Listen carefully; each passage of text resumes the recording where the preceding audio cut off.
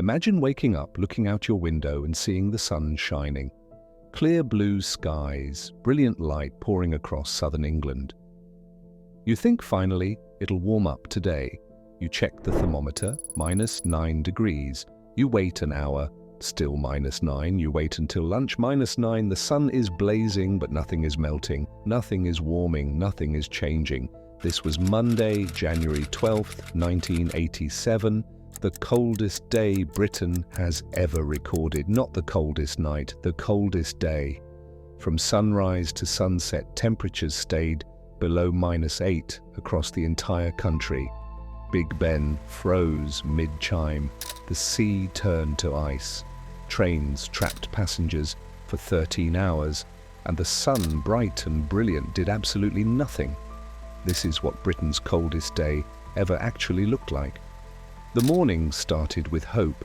January 7th had brought Siberian air sweeping across Scandinavia, crashing into Britain like a frozen wall.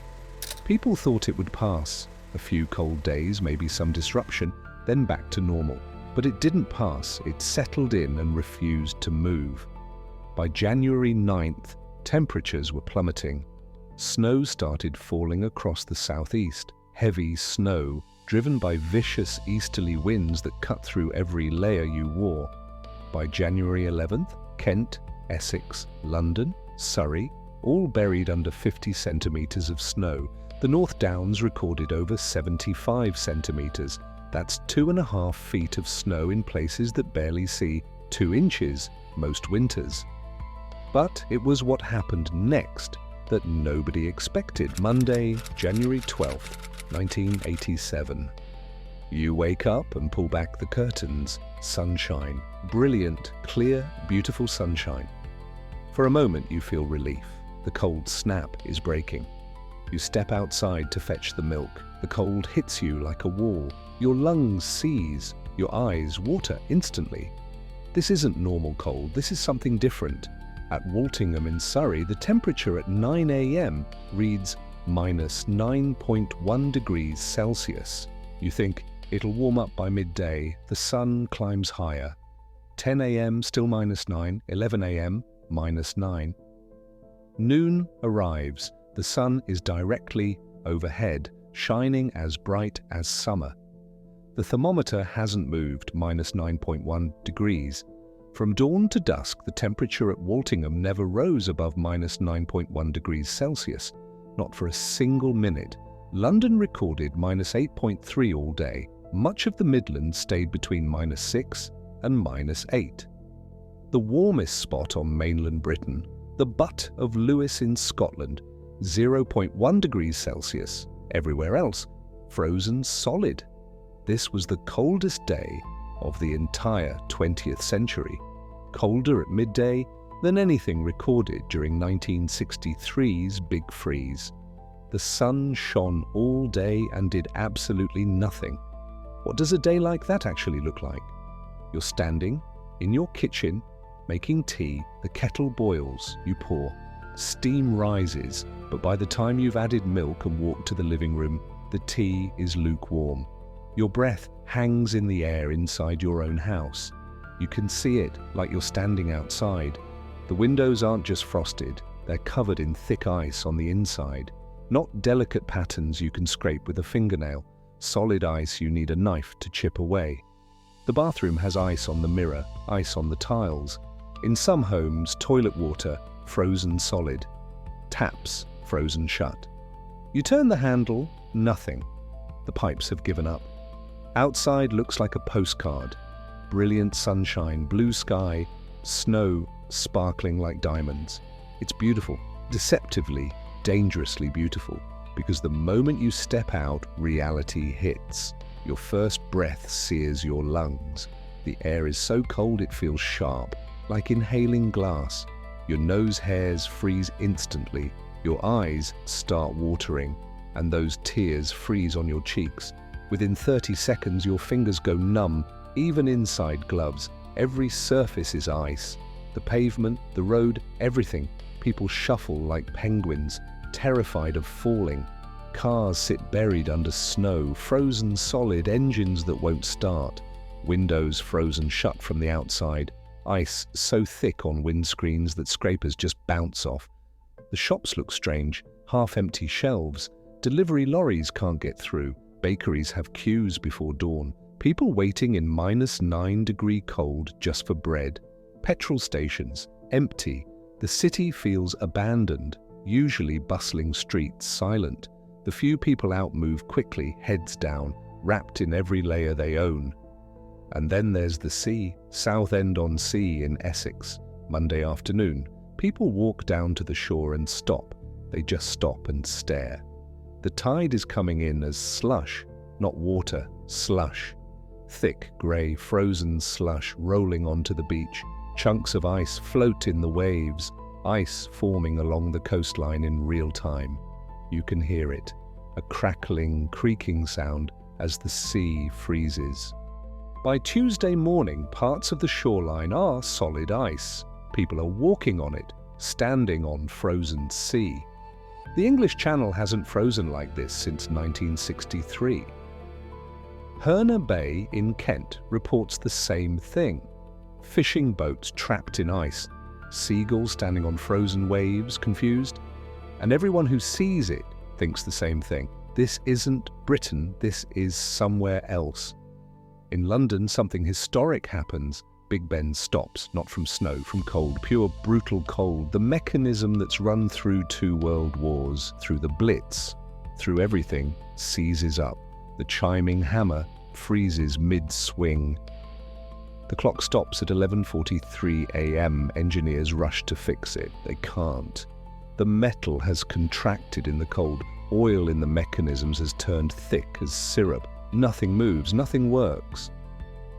For most of Monday, January 12th, Big Ben stands silent. The heart of London frozen. And if you're commuting, if you're trying to get home from work, you're about to experience something you'll never forget. Monday evening, 5 p.m. You leave your office in central London, heading home to Ashford in Kent. Normally 90 minutes, you board the train at Charing Cross. It pulls out slowly, very slowly, then it stops. You wait. 10 minutes, 20, it starts again, crawls forward, stops. 7 p.m. You should be home by now. The train inches forward. The heating isn't working properly. It's cold. 8 p.m. The train hasn't reached Orpington yet. That's only halfway. Frozen points, frozen signals, diesel turning to gel. 10 p.m. You're somewhere near Sevenoaks. People are sharing flasks of tea. Someone has sandwiches. They're rationing. You've been on this train for 5 hours. Midnight passes. The train is barely moving, starting and stopping. The cold is seeping in. You're wrapping newspapers around your legs for insulation. 2 a.m. Still not there. People are walking between carriages just to keep their blood moving. 4 a.m. Someone spots Ashford Station in the distance. But the train stops again. Frozen points. 6 a.m. Tuesday morning. 13 hours after you left London. The train finally pulls into Ashford. You stumble onto the platform. Your legs barely work. You left work Monday evening. You're arriving home Tuesday morning, and you're not alone. Thousands of commuters across the southeast are experiencing the same nightmare. At home, if you stayed home, life is a battle. Even houses with central heating can't cope. Families huddle in one room wearing 3 jumpers, thermal underwear, 2 pairs of socks, a hat. Inside your own house, you can see your breath in the kitchen. Getting out of bed requires planning. You lay your clothes under the covers overnight, pre-warming them. Your slippers under the blankets. The moment your feet hit the floor, the cold attacks. Some people dress entirely under the duvet. Water pipes burst across the country.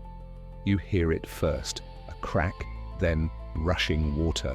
Pipes splitting in the freeze, water flooding through ceilings, freezing as it flows. Taps stop working, toilets freeze, schools close because toilets don't function. Herne Bay Junior School stays shut for nearly a month. Coal deliveries stop, roads blocked. Families burn whatever they can find. Old newspapers, broken furniture, anything. The smell of coal smoke fills every street. But that smoke means heat. it means survival. Here's the thing that breaks people. The cold doesn't leave. January 13th brings more snow. That night, temperatures plunge to minus 23.3 degrees Celsius at Kibworth in Rutland. Scotland hits minus 16. Even Cornwall stays well below freezing, and the sun keeps shining, doing nothing. Then comes the darkness. January 14th onwards. Southern England sees 14 consecutive sunless days, 2 full weeks without seeing the sun. Thick clouds settle. Grey skies, frozen streets, no end in sight. The mental strain crushes people. You can cope with cold if you know it'll end. But 2 weeks of darkness on top of freezing temperatures? People stop going out unless absolutely necessary. Nobody's laughing, everyone's just tired.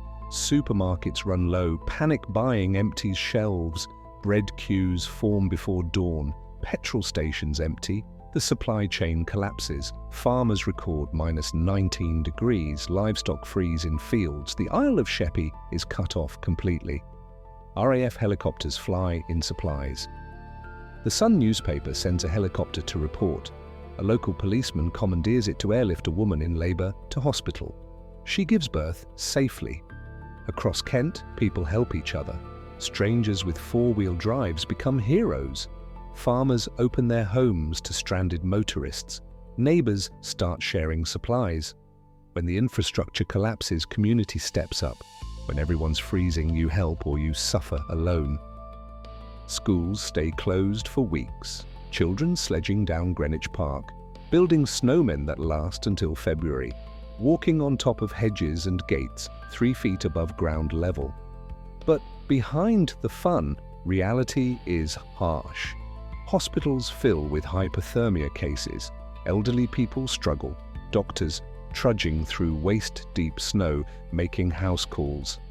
Finally, on January 20th, the thaw begins. Temperatures creep above freezing. Snow starts melting. Roads reappear. Railways clear. And Britain, exhausted, battered, frostbitten, starts recovering. When milk arrives unfrozen for the first time in 2 weeks, people actually cheer. The 1987 cold spell lasted 2 weeks, but January 12th remains the record, the coldest day Britain has ever seen. The day temperatures stayed below -9 at midday, the day Big Ben froze, the day the sea turned to ice, the day the sun shone bright and did absolutely nothing. In the almost 40 years since, nothing has come close. Were you there that January? Do you remember the trains, the frozen sea, walking on top of snowdrifts? Drop a comment and share your story. And please subscribe to keep these memories alive.